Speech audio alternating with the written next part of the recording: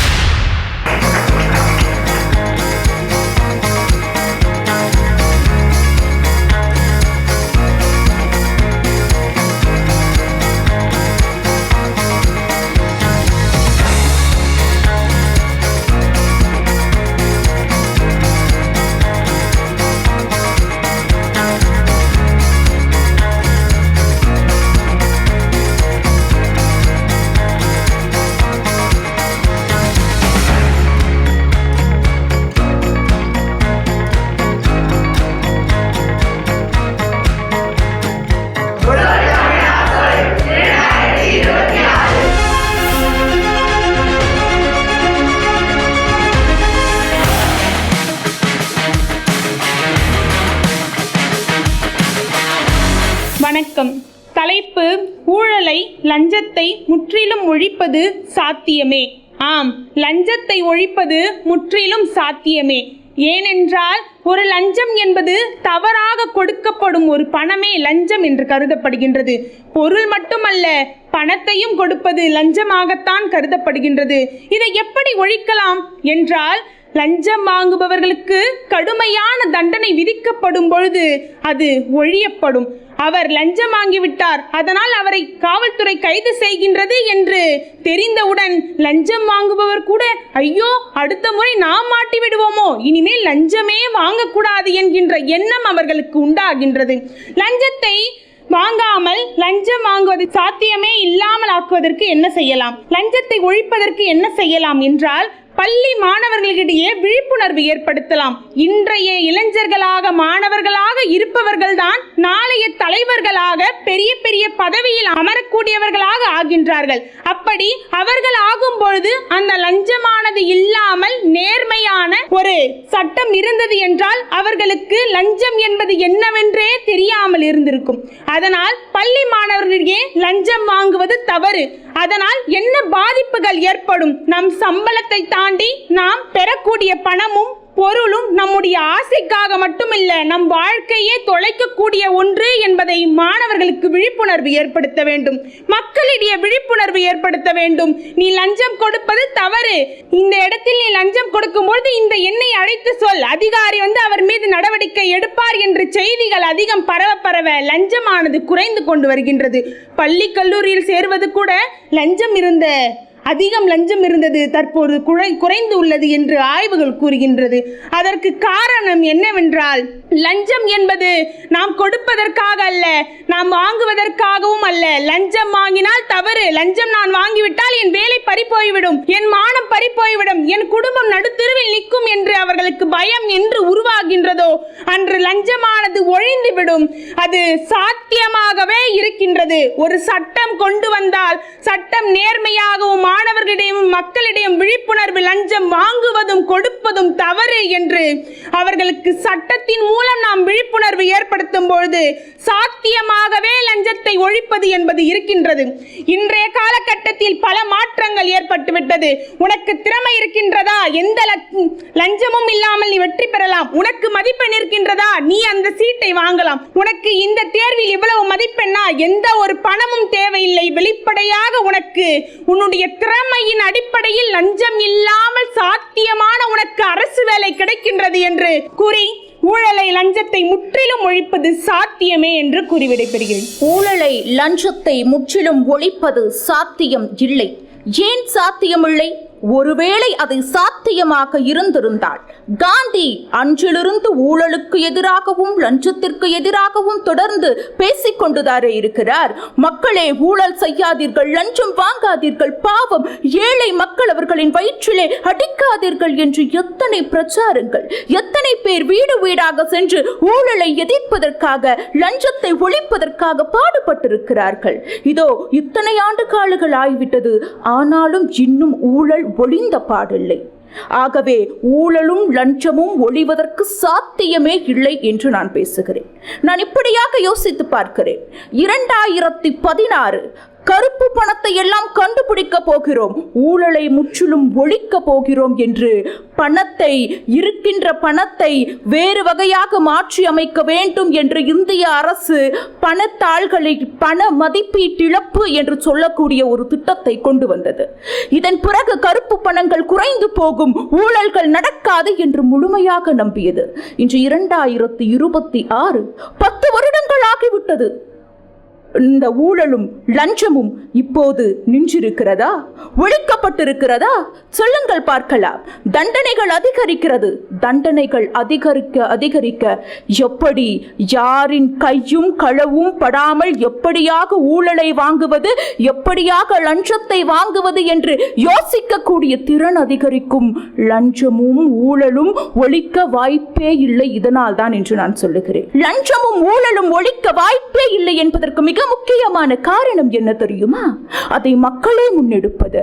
இதோ இந்த சான்றிதழ் வாங்குவதற்கு எனக்கு 1 வாரம் ஆகிறது, இதை நான் சீக்கிரமாக வாங்க வேண்டும், எனக்கு இது உதவியாக வேண்டும் என்று யோசிக்கின்ற போது நான் இந்த பணத்தை கொடுக்கிறேன், எனக்கு நீங்கள் சீக்கிரமாக இதை செய்து தந்து விடுங்கள் என்று அந்த லஞ்சத்தையும் ஊழலையும் ஊக்குவிக்கக்கூடிய இடத்திலே மக்கள் இருக்கிறார்கள். மக்கள் இப்படியாக இருக்கின்ற வரை லஞ்சத்தையும் ஊழலையும் எப்படி அழித்துவிட முடியும் என்று நான் இப்படியாக யோசிக்கிறேன். அப்படி அழித்துவிட முடியும் என்று சொன்னால் இத்தனை கால தூரம் ஏன் அழியவில்லை?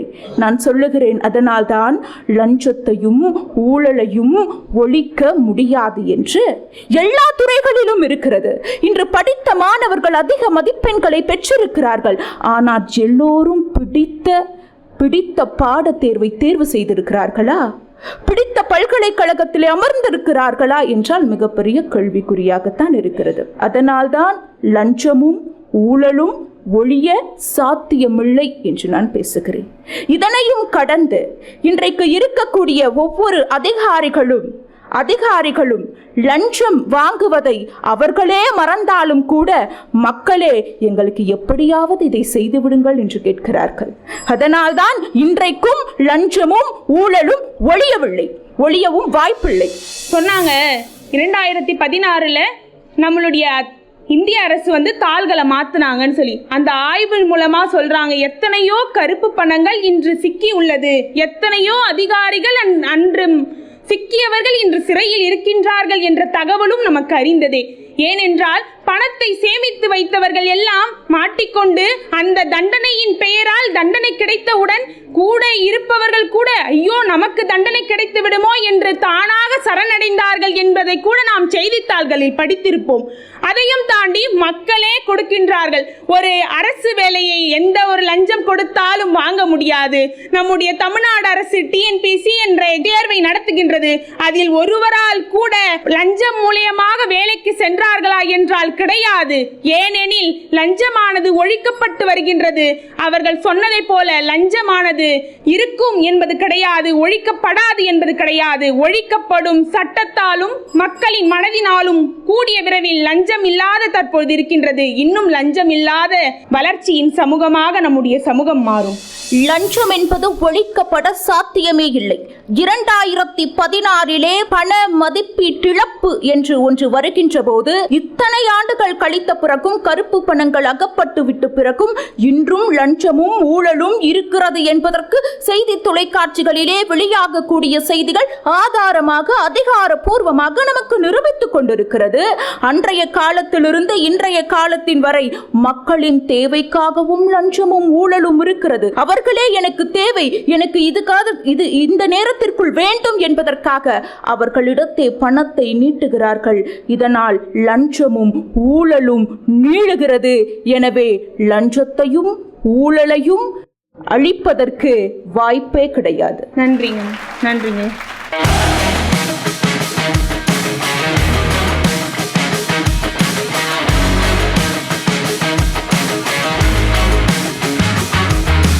வணக்கம். தலைப்பு: இன்றைய இளைஞர்கள் குறிக்கோளுடன் செயல்படுகிறார்கள்.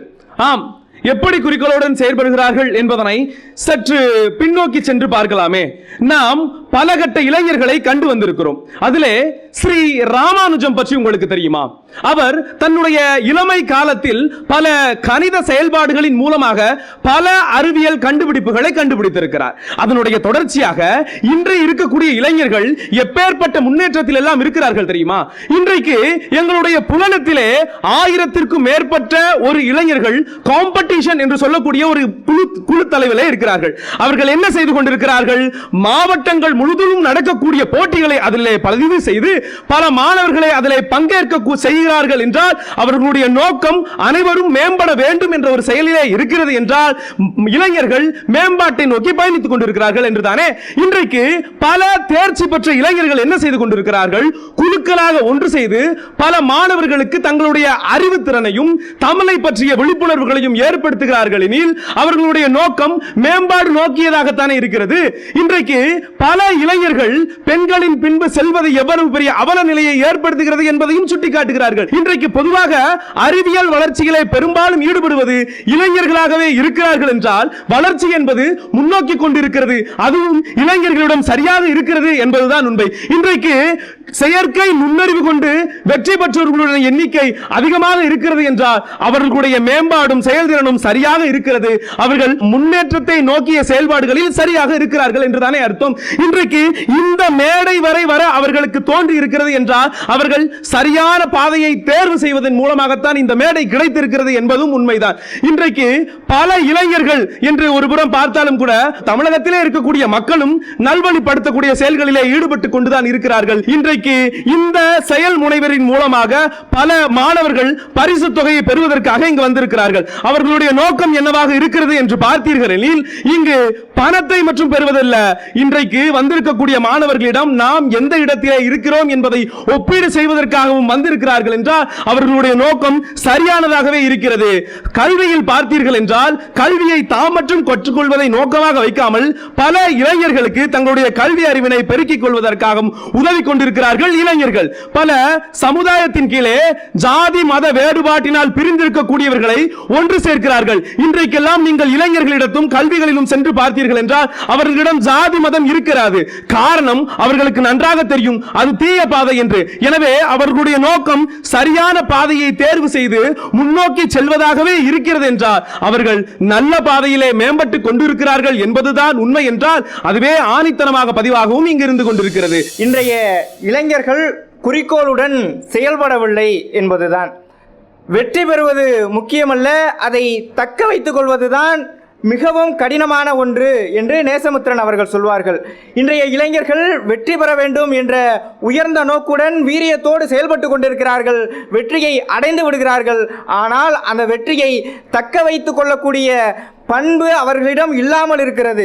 ஒரு குறிக்கோள் என்பது எப்படி இருக்கும் என்றால் எனக்கு இதுதான் வேண்டும், இதனை நான் இந்த வயதில் அடைவேன், இதை இப்படி பாதுகாப்பேன் என்ற ஒரு தெளிவான சிந்தனையோடு அதனை அணுகுவதுதான் அந்த குறிக்கோளினுடைய வெற்றி. ஆனால் வெற்றி பெறுவதோடு நிற்றுவிட்டு அதனை தக்க வைத்துக் கொள்வதற்கான முயற்சிகளில் ஈடுபடாமல் எங்கு சென்றோமோ அந்த உயரத்திலிருந்து வீழ்ந்து கொண்டிருக்கின்ற முயற்சியிலும் இன்றைய இளைஞர்கள் ஈடுபட்டு கொண்டிருக்கிறார்கள் என்பது என்னுடைய கருத்தாக இருக்கிறது. 100 இளைஞர்களை தாருங்கள், இந்தியாவை வளமானதாக மாற்றி காட்டுகிறேன் என்று விவேகானந்தர் சொன்னார். இறந்து இத்தனை ஆண்டுகள் ஆன பிறகும் ஒரு நல்ல 100 இளைஞர்கள் இல்லாததால் தானே இன்றளவும் நம்முடைய இந்தியா வல்லரசாகாமல் இருந்து கொண்டிருக்கின்றது. இன்றைய சமூக ஊடகம் மிகப்பெரிய நன்மையை செய்து கொண்டிருக்கின்றது. ஆனால் அதனை அந்த இளைஞர்கள் எப்படி பயன்படுத்துகிறார்கள் என்பது நாம் உன்னிப்பாக கவனிக்க வேண்டிய ஒன்று. சமூக ஊடகம் என்பது கத்தியை போன்றது, அதை எப்படி திருப்புகிறோம் என்பதில்தான் அதனுடைய நன்மையும் தீமையும் இருக்கின்றது. அதனை இன்றைய இளைஞர்கள் எந்தெந்த முறையிலெல்லாம் பயன்படுத்தினால் வெற்றி பெறலாம் என்று சிந்திக்கிறார்களோ அதனை விட 200 மடங்காக அதனை எப்படியெல்லாம் தவறாக பயன்படுத்தலாம் என்று சிந்தித்து அதனையும் இந்த சமூக ஊடகத்தின் வாயிலாக பரப்பிக் கொண்டிருக்கிறார்கள் என்பதையும் என்னால் உறுதியாக சொல்ல முடியும். பள்ளி கல்லூரி இளைஞர்களினுடைய வாழ்க்கையின் குறிக்கோளானது படிப்பு ஒன்றுதான் முக்கியம் என்று இருந்தால் அவர்களுடைய வாழ்க்கை என்பது போதைப் பொருளால் திசை திருப்பப்பட்டிருக்கின்றது. குறிக்கோளுடன் இருக்கக்கூடிய ஒரு இளைஞன் எப்படி அவனுடைய குறிக்கோளில் இருந்து விலகுவான்? குறிக்கோள் இல்லாத வாழ்க்கை குருட்டு வாழ்க்கை தானே.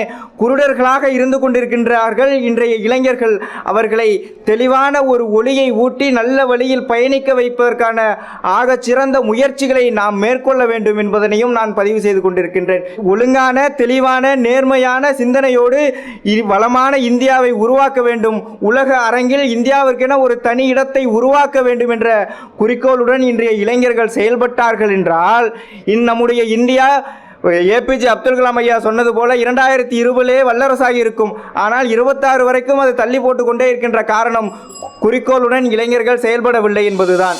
குறிக்கோளுடன் செயல்படவில்லை என்று அன்பு தோழர் கூறுவதை நான் மறுக்கிறேன். காரணம் என்ன தெரியுமா? அவர் கூறினார் சமூக ஊடகங்களை அவர்கள் தவறாக பயன்படுத்திக் கொண்டிருக்கிறார்கள் என்று. இன்றைய இளைஞர்கள் சமூக ஊடகங்களை சரியாக பயன்படுத்துவதனால் தான் இந்த மேடையை சரியாக தக்க வைத்திருக்கிறார்கள் என்பது உண்மை. உங்களுக்கு தெரியுமா, ஏங்க கூமாப்பட்டிக்கு வாங்க என்று கூறியவர் இன்றைக்கு வங்கம் தாண்டி அவருடைய குரல் ஒலிக்கிறது என்றால் சமூக ஊடகங்களை அவர் சரியாக பயன்படுத்தியது.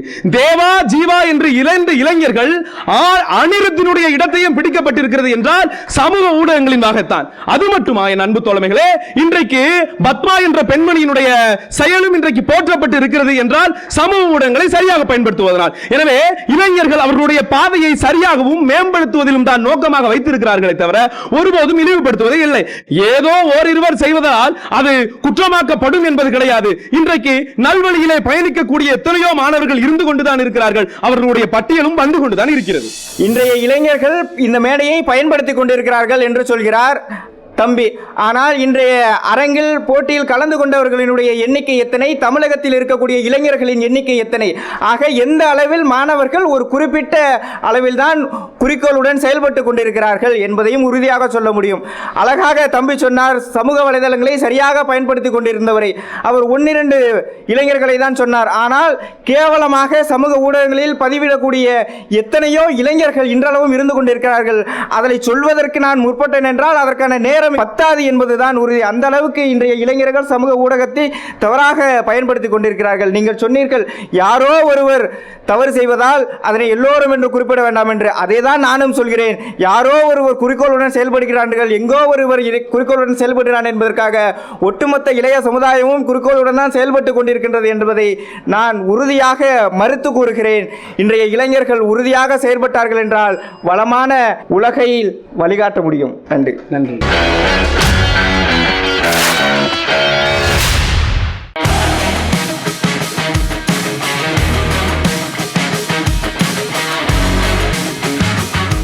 வணக்கம். வழங்கப்பட்ட தலைப்பு பெண்கள் அடைந்துள்ள முன்னேற்றம் போதுமானதே. ஆம், இன்றைய சமூகத்தில் பெண்கள் அடைந்துள்ள முன்னேற்றம் போதுமானதாகத்தான் தெரிகிறது. ஏன் என்று கேட்டால், இந்தியாவின் பொருளாதார வளர்ச்சியினை அடிப்படையில் பார்க்கின்ற பொழுது மற்ற நாடுகளில் உள்ள பெண்களின் முன்னேற்றத்திற்கும் இந்தியாவில் உள்ள பெண்களின் முன்னேற்றத்திற்கும் ஈடு செய்து பார்க்கின்ற பொழுது மற்ற நாடுகளையெல்லாம் விட இந்தியா சற்று அதிகமாகத்தான் இருக்கிறது. உலகிலேயே தனித்துவமாய் காணப்படுகிறது என்று சொன்னால் இந்தியாவில் பெண்கள் அடைந்துள்ள முன்னேற்றம் போதுமானதாகத்தான் தெரிகிறது ஐயா. அது மட்டுமல்ல, அன்றைக்கு மலடி என சொல்லி கேவலப்படுத்தப்பட்ட பெண்களால் இன்றைக்கு மனிதி என்ற கௌரவப்படுத்தப்பட்ட வார்த்தைகளால் அங்கீகரிக்கப்பட்டிருக்கிறார்கள் என்று சொன்னால் இந்த சமுதாயத்தில் பெண்கள் அடைந்துள்ள முன்னேற்றம் வெகு கூடுதலாக இருக்கிறது என்று தான் நான் சொல்லுவேன். தமிழ்நாடு அரசிலே காவல் நிலையத்திலே ஆண்களுக்கு நிகராக 35% பெண் காவலர்கள் இருக்கிறார்கள் என்று சொன்னால் அதுவே பெண்கள் அடைந்துள்ள முன்னேற்றமாக என் கண்களுக்கு தெரிகிறது அல்லவா. ஒடுக்கப்பட்ட சமுதாயத்தில் இருந்து தேர்ந்தெடுக்கப்பட்ட ஒருவர் சட்டமன்ற உறுப்பினராக இருந்து பின்பு பொது வாழ்வுக்கு வந்து அதன் பின்பு போராடி போராடி போராடி இந்தியாவின் ஜனாதிபதியாக உருவாகி இருக்கிறார் என்று சொன்னால் அவருடைய சமுதாயத்தின் பெண்களுக்கு அல்லவா அது பெருமையாக இருக்கிறது. என்னுடைய மாவட்டத்தின் ஆட்சியர் மாண்புமிகு பிரியங்கா வெங்கஞ்சம் அவர்கள் தன்னுடைய 1.5 பவுன் நகையை விற்று ஆட்சியருக்கு படித்தார். சொந்த மாவட்டத்திற்கே இன்றைக்கு ஆட்சியராக வந்திருக்கிறார் என்கின்ற தகுதி அவருக்கு கிடைத்திருக்கிறது என்று சொன்னால் அதுவல்லவா பெண்களுக்கு கிடைத்திருக்கின்ற முன்னேற்றமாக என் கண்களுக்கு தெரிகிறது. பெண்கள் இந்த சமுதாயத்தில் அடைகின்ற முன்னேற்றம் அதிகமாகத்தான் இருக்கிறது என்று சொல்லவில்லை, போதுமானதாக இருக்கிறது என்று தான் நான் சொல்லுகின்றேன். தமிழ்நாட்டு அரசு வேலைவாய்ப்பில் தமிழ்நாட்டின் கணக்கீடின்படி 17.8% சென்ற ஆண்டை விட இந்த ஆண்டு கூடுதலாக இருக்கிறார்கள் என்று சொன்னால் அதுதான் பெண்கள் முன்னேற்றம். ஒன்றை மட்டும் சிந்தித்து பாருங்கள். நமக்கெல்லாம் கல்வி கற்றுத்தருகின்ற ஆசிரியர் பெருமக்களில் வாருங்கள், 100க்கு 80% பெண்கள் தான் நமக்கு கல்வி கற்றுத்தருகிறார்கள். அவர்கள்தான் நாம் முன்னேறி இருக்கிறோம் என்றால் பெண்கள் அடைந்துள்ள முன்னேற்றம் போதுமானதாக இருக்கிறது என்று நான் கருதுகிறேன். இந்த சமூகத்தில் பெண்கள் இழிவுபடுத்தப்பட்ட காலமும் உண்டு. அதே இழிவுபடுத்தப்பட்ட சமூகத்தில் பெண்களை தூக்கி கௌரவிக்கின்ற காலமும் உண்டு. இழிவுபடுத்தப்பட்ட காலமெல்லாம் கடந்து விட்டது, கௌரவிக்கின்ற காலம் இன்றைய காலம். காரணம் பெண்களுடைய சாதனைகள், பெண்கள் புரிகின்ற சரித்திர வரலாறுகள். இதுதான் பெண்களுடைய சாதனையாக நான் பார்க்கிறேன். எனக்கு வழங்கப்பட்டுள்ள தலைப்பு பெண்கள் அடைந்துள்ள முன்னேற்றம் போதுமானதே இல்லை. ஆம், பெண் என்றால் பேயும் இறங்கும் என்றார்கள். ஆனால் இன்று பெண் என்றால் பேயும் நடுங்கும் காலம் இது. ஆனாலும் சவால்கள் அது பெண்களுக்கு புதிதல்ல. கருவறை முதல் கல்லறை வரை ஒரு பெண் என்பவள் ஒவ்வொரு நொடியும் யுத்த களத்தில் தான் வாழ்ந்து கொண்டிருக்கிறாள். ஆம், அது மட்டுமா, ஒரு பெண் என்பவள் கருவில் உருவாகும் போதே அவளது சவால்கள் தொடக்கமாகிறது.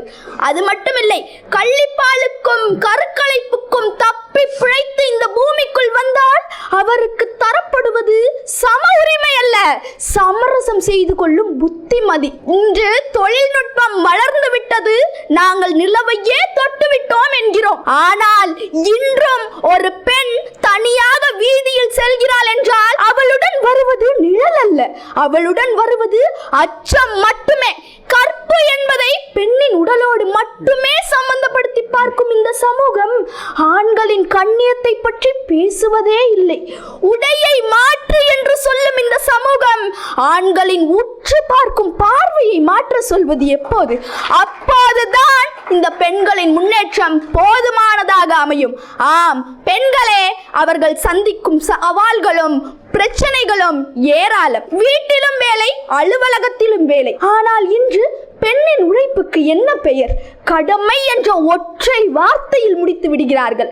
அலுவலகத்தில் ஆண்களுக்கு நிகராக, சொல்ல போனால் ஒரு படி மேலாகவே உழைத்தாலும் உயர் பதவி என்று வரும்போது பெண்ணை ஒரு படி கீழே வைக்கும் ஆணாதிக்க மனநிலை இன்று முடியவில்லை. இது நம் கண்ணுக்கு தெரியாத ஒரு கண்ணாடி சுவர்.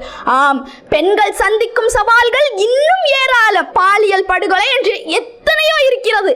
இறுதியாக பெண்களே சவால்களை உடைத்தெறிவோம். நான் காணும் சவால்கள் ஏராளம்தான்.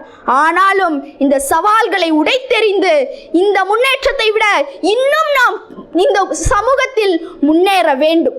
ஆம், பாரதி சொன்னார், அன்று பாரதி சொன்னார், மாதர் தம்மை இழிவு செய்யும் மடமையை கொளுத்துவோம் என்று.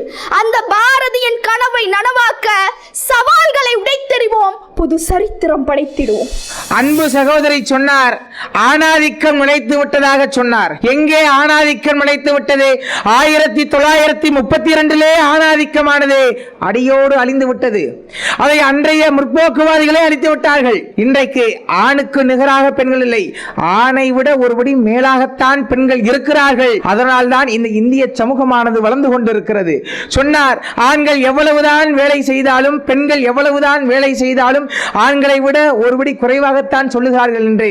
அதே இன்றைய சமூகத்தில் பெண்களுக்கு பதிலாக வீட்டு வேலை செய்வது யார் என்று சற்று யோசித்து பாருங்கள். 100க்கு 11% ஆண்கள் தான் இன்றைக்கு வீட்டிலே வேலை செய்து கொண்டிருக்கிறார்கள். மீதமுள்ளவர்கள் வெளியிலே சென்று வேலை செய்து கொண்டிருக்கிறார்கள் என்று சொன்னால் சமூகத்தில் பெண்களின் மதிப்பானது எப்படி இருக்கிறது என்று யோசித்து பாருங்கள். பெண்கள் தெருவிலே நடக்கின்ற பொழுது அச்சம் ஏற்படுவதாக சொன்னார்.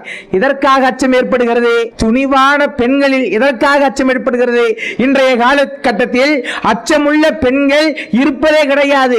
அச்சத்தை விரட்டுகின்ற பெண்கள் தான் இருக்கிறார்கள் என்று நான் கூறுகிறேன். தோழர் அவர்கள் மிக அருமையாக சொன்னார். அவர் சொல்வதை நான் மறுக்கவில்லை. அவர் கூறினார், பெண்கள் ஒரு படி மேலாகவே, ஆண்களை விட ஒரு படி மேலாகவே இருக்கிறார்கள் என்று. நானும் அதை ஒப்புக்கொள்கிறேன். நான் ஏற்கனவே கூறினேன், பெண்கள் ஆண்களை விட ஒரு படி மேலாகத்தான் இருக்கிறார்கள். ஆனால் அவர்கள் ஆண்களுக்கு சமமாக பார்க்கப்படுவது இல்லை. அவர் சொன்னார், துணிவான பெண்ணுக்கு எதற்கு அச்சம் என்று. நான் கேட்கிறேன், இன்று எத்தனையோ பெண்கள் பாலியல் வன்முறையில் ஆளாகிறார்கள் இல்லையா? அதில் காவல்துறை அதிகாரிகள் கூடத்தான் இருக்கிறார்கள்.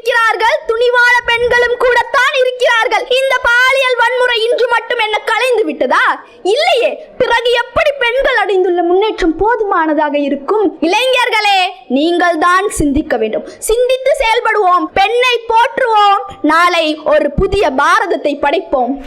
நன்றி. நன்றி.